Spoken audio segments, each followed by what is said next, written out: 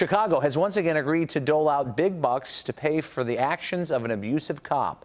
But there's an even more explosive revelation. Lawyers for the victim say this officer also owned web domains with highly offensive racist titles. CBS 2 political reporter Derrick Blakley has more in this original report. It's just the experience, the pain that I suffered. I have to try to push past this, but it's hard. Back in 2014, medical assistant Patassa Johnson was driving home on the Eisenhower when she was pulled over by a state trooper for allegedly driving drunk, taken to the 11th District and allegedly beaten by CPD Sergeant George Granius. You know, I'm in the handcuffs. I could not protect myself. I went into the corner and I squatted down, and this man was just beating me.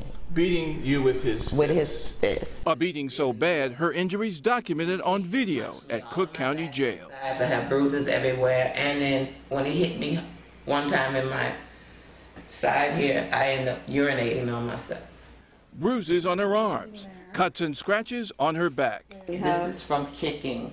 Okay, so there's that bruise there. What other injuries do you have?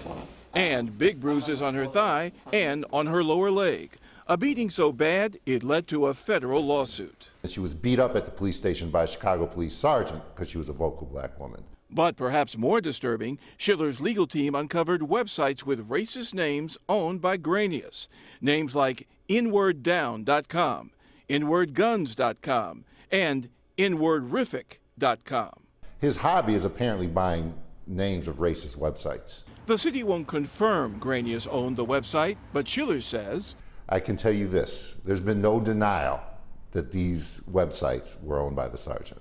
That discovery, says Schiller, led City Hall to settle the case for $185,000. But that's little comfort to Johnson. He needs to be fired. If he's fired, then I'm happy, because I know he will not be able to do it to anyone else.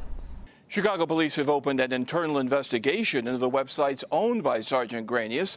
Meantime, all charges against Johnson have been dropped, with her settlement awaiting approval by the City Council. In the newsroom, Derrick Blakley, CBS 2 News. Derrick, thank you. And this evening, CBS 2 contacted Sergeant Granius. He declined comment on the pending abuse settlement and on ownership of the offensive websites.